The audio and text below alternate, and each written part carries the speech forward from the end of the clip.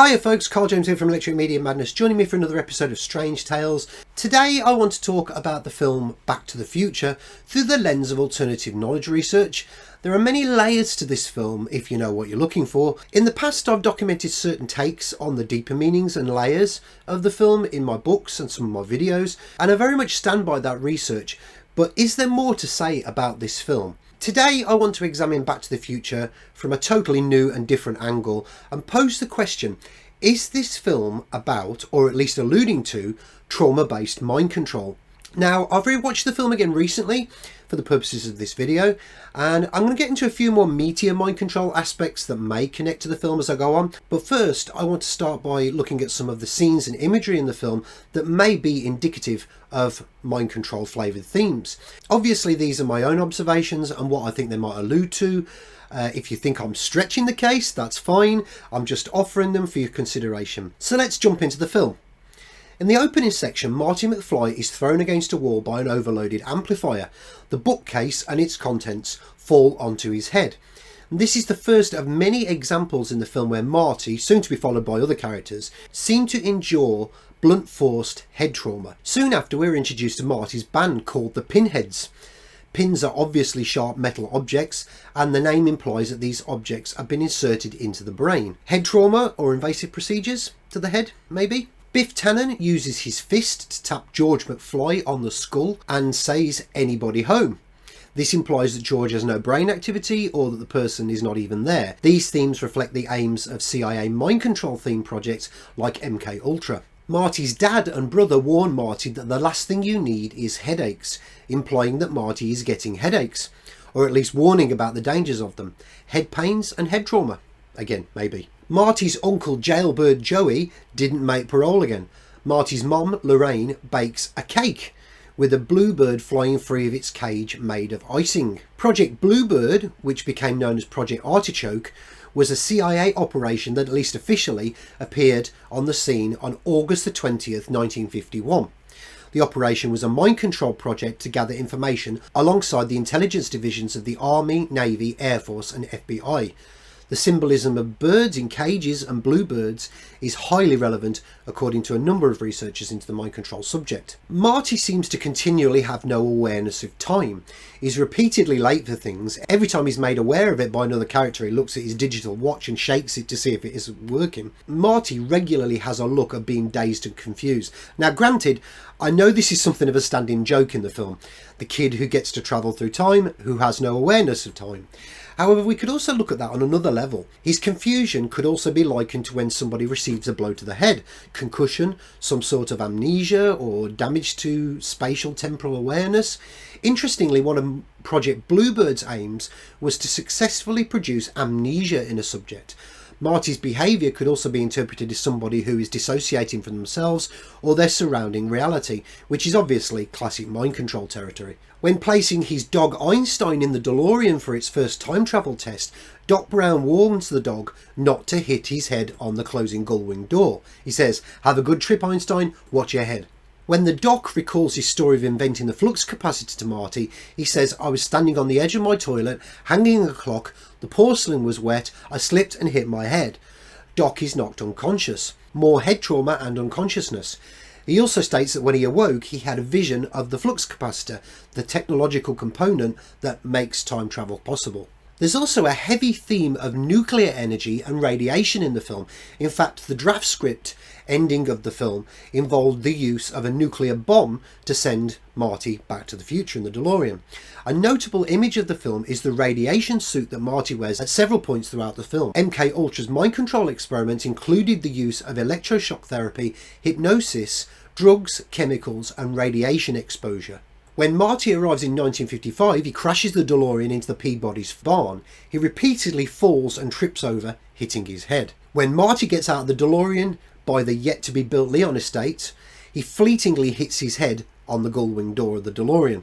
The most prominent actor-politician that's named in the film is Ronald Reagan. His name is first seen prominently on a theatre sign when Marty arrives in 1955 Hill Valley Town Square. He's also mentioned several times in conversations between Marty and Doc. Now granted, Reagan was President of the United States in 1985 when the film was released, so he was well known.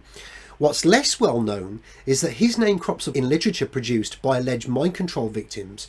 Cathy O'Brien famously maintained that Reagan indulged in so-called monarch-conditioned sex operatives.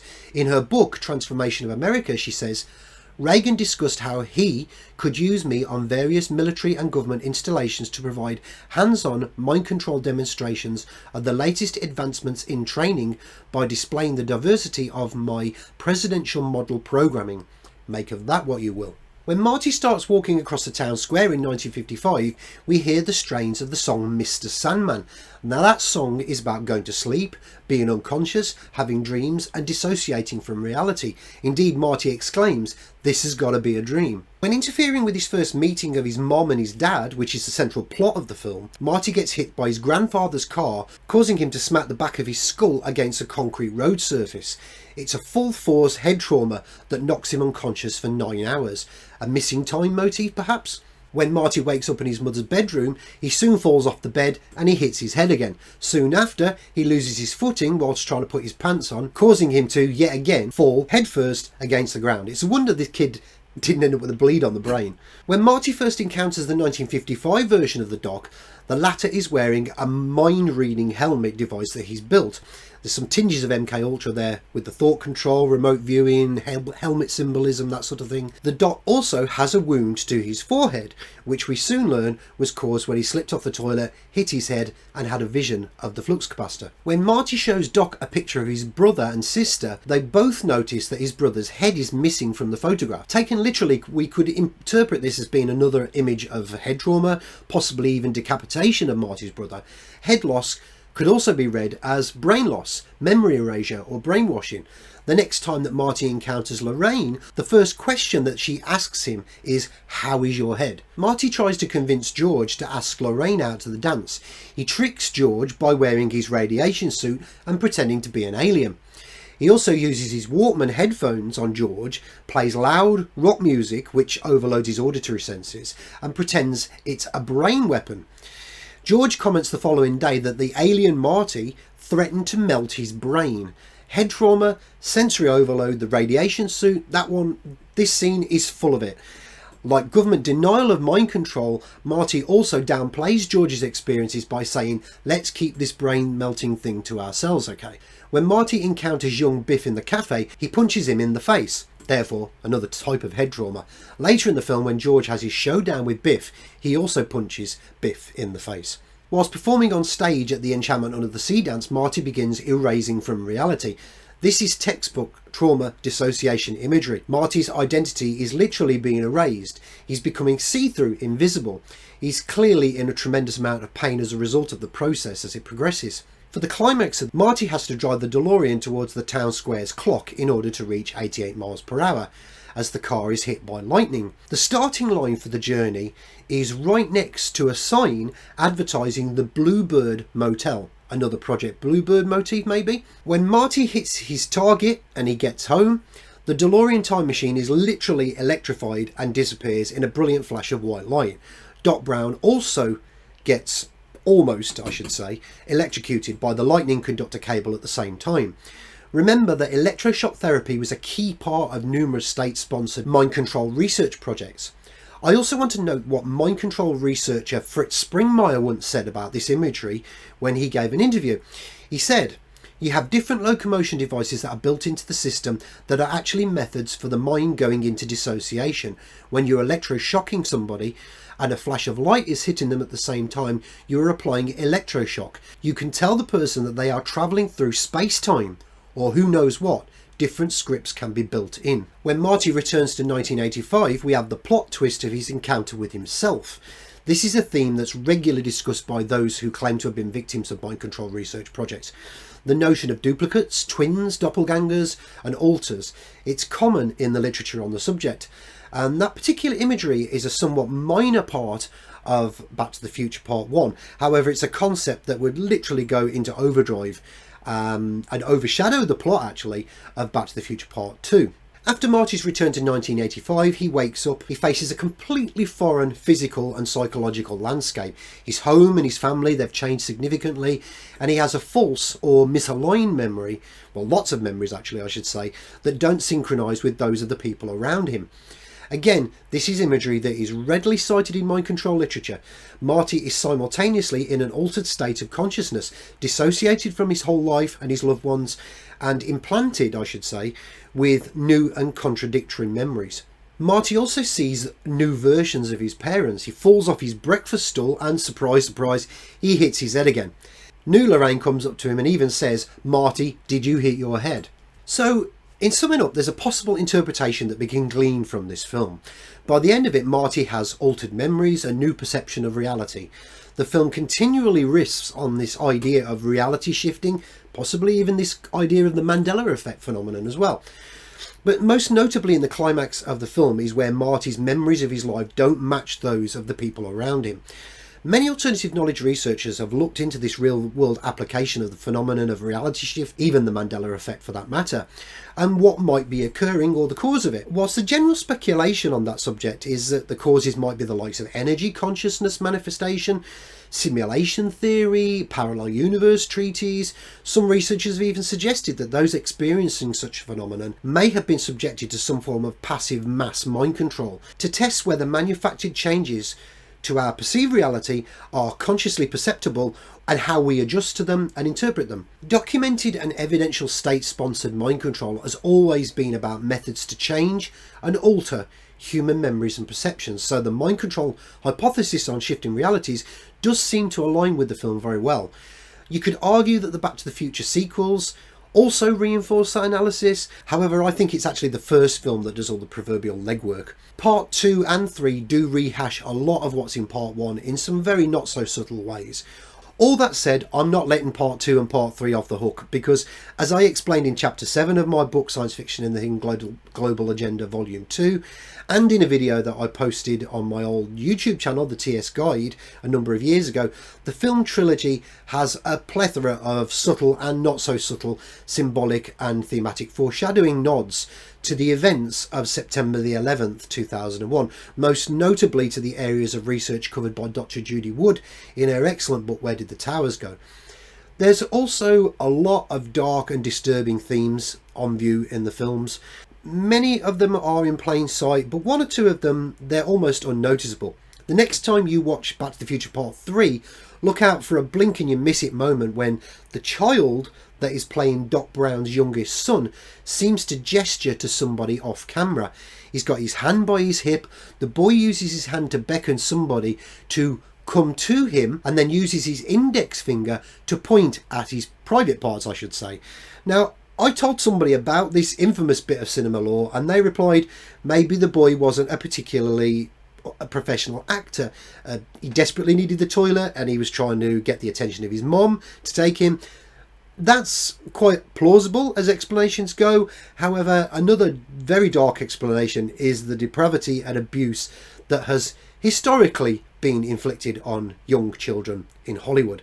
And in that regard, I don't even want to consider the alternative reason why that child was pointing to his privates. It's just too disturbing. I will say that it's been extensively claimed that slavery and abuse of children, and adults for that matter, in Hollywood seems to go hand in hand with mind control. In fact, there's a widely held belief that many in Hollywood have been or are still victims of trauma-based mind control. The comedian and actor Roseanne Barr once famously said that MK Ultra mind control rules in Hollywood. A big culture of mind control too. MK Ultra mind control rules in Hollywood. The irony is that many researchers have asserted that Barr herself was such a programmed victim. In an interview conducted a number of years back, mind control researcher Fritz Springmeier said, "There are different levels that you can program somebody to. If you start out with an adult, for instance, the CIA's nomenclature is mind control level 5. Somebody who has been given mind control to the 5th level generally has some cover story like Roseanne Barr. She had an automobile accident, apparently as a teenager. They take these people in and they are taken down to a comatose level where their bodies are comatose for quite a long period of time and the programming is put in them at an extremely deep level." Now, in more recent years, Roseanne Barr has stated that she believes she may well have been a victim of programming. She's become a public advocate of alleged mind control victims, supported their cause and research, and given them a platform to talk about their experiences on a number of occasions. One such example of her support is that of alleged mind control victim and author of the work Transformation of America, Cathy O'Brien. Now, a number of researchers have posed questions about the exact credibility of Cathy O'Brien's accounts because of the claims that have been made about her husband, Mark Phillips, who co-authored Transformation of America, and his CIA connections. In her book, Thanks for the Memories, another seeming mind control victim, Bryce Taylor, aka Susan Ford, wrote about Mark Phillips, stated that he could not be trusted, and that Phillips had dismissed Taylor's accounts, saying nothing happened to her. I am inclined to think that something definitely happened to Bryce Taylor. I do think a lot of what's in her research, in her book, holds true. At least I find it rooted in some degree of truth. Interestingly, my fellow alternative knowledge researcher Andrew Johnson, checktheevidence.com, recently quoted something from Bryce Taylor that I'd completely forgotten about, and it seems to synchronise with this notion of Back to the Future as a treatise on trauma-based mind control, particularly the time travel angle. On page 34 of Thanks for the Memories, Bryce Taylor writes, "What most of you have not been allowed to know is that years ago, at the outset of the Cold War, if not before, permission was given to a hidden group of so-called professionals and leaders to experiment on the unsuspecting American populace in an effort to further a variety of advanced technology. That technology gleaned by the American leaders, medical professionals and scientists was, and still is, in the form of genetic engineering, mind control, brain research, near-death experimentation, paranormal psychic experimentation, remote viewing, time travel and space travel, bioelectromagnetic frequency medicine, and other advanced research that make our current level of technological understanding and application antiquated. It was often attained by American government at the expense of American lives, as many of its citizens were experimented on without their knowledge or consent." If Back to the Future is a treatise on trauma-based mind control, the natural question that follows that is why? Now, some researchers on the subject assert that there are a huge number of deeply programmed individuals around the world, and that the output of the media is full of mind control imagery and symbolism in order to continually trigger these victims with constant top-up programming. Now, the latter part, I don't know, but I would say that there's definitely a huge amount of imagery that's seemingly associated with triggering of trauma-based mind control victims and that kind of generic mind control themes. It's in the output of Hollywood, it's in the output of the TV networks, that kind of thing. It's in the output of the streaming platforms now as well. Whenever you come across fictional type material, entertainment I should say, as they call it. So that then begs the further question, what effect is this having on the rest of the populace? I don't really know personally. Take it as rote that there is some low-level programming being channeled through the media every day in the form of identity politics. Even if we ignore all the mind control imagery, you've got identity politics, you've got worldview warfare, you've got the mean world syndrome phenomenon, and that is a type of programming. But that type of programming isn't conducted via some sort of psychotropic technology or the like. It's very simply put out there by a consolidated media that pretty much say the same thing. We do have to remember that the media lies and dissembles, it muddles, it murks the truth, it uses the power of suggestion, subliminals, loaded language, cultural nudge units, propaganda, all that kind of stuff, it goes on. However, some information that's come my way over the last several years from very reliable sources in the media talk about complex media technology that's being used to transmit various frequencies that are having a far more deleterious effect on the population, an effect that is literally affecting people's most basic perceptions of reality. That isn't just a transmission from a television screen, I might add. It can include anything that's capable of receiving or transmitting a signal. And given the advances in technology nowadays, such a means could literally be anything, right down to the microscopic level even. And that kind of thing, it truly does sound like something that we would have easily dismissed a few years ago, just a few years ago actually, as science fiction. Today, I'm not so sure, but I will leave that one for you to ponder. It's kind of sad that Back to the Future isn't what people think it is. The film is considered wholesome fun for all the family. Even on a surface level though, leaving all of the aforementioned theorising aside, there are some very basic notions in the film that are far from wholesome.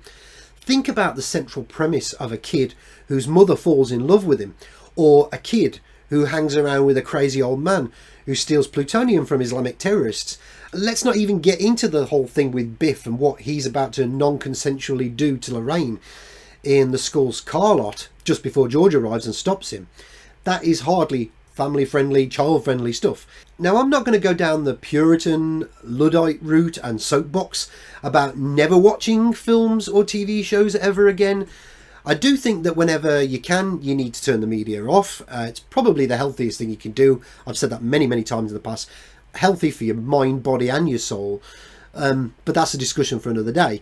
Because one of the things that I've become painfully aware of recently is that I'm still a victim of pop culture, media output. I still enjoy films and TV shows. And I know in my heart of hearts that I shouldn't like some of these things because of the content, the themes in them. I like to think that I'm somewhat enlightened, at least on a good day, but I'm still a flawed human being. I like to watch space battles in science fiction. I like alien monsters fighting, spectacular feats of futuristic technology, that sort of thing. And I'm also still, to some degree, a victim of the nostalgia of my youth and the things that I loved back then. And these are the things that I loved before I knew any better. And certainly Back to the Future is one of those films for me. I watched it ad nauseum as a child. I don't watch it that much nowadays. And when I do, I'm usually scanning the film for imagery and themes that connect with the kind of research I do, my alternative knowledge research. The film is actually a goldmine in the latter regard, and it's one that seems to keep on giving. Over the years, I've learned to put as much of my own personal bias aside and approach these types of films in a pragmatic way. Objectively though, I can still see how and why the film is considered a classic. And I also think, and maybe I'm being a bit naive in this regard, but I also don't think that we need to collectively perform a knee-jerk reaction and throw away everything that we once loved. The key is to recognising the nuances and the subtext. You keep these things in mind when you are watching them. Yet we can still enjoy them if we want to, but we also need to keep the larger possibilities and the more sinister themes in our mind. We need to be informed, aware, and always conscientious. But as always with Strange Tales, I will leave all of this for you to decide. Thank you so much for watching.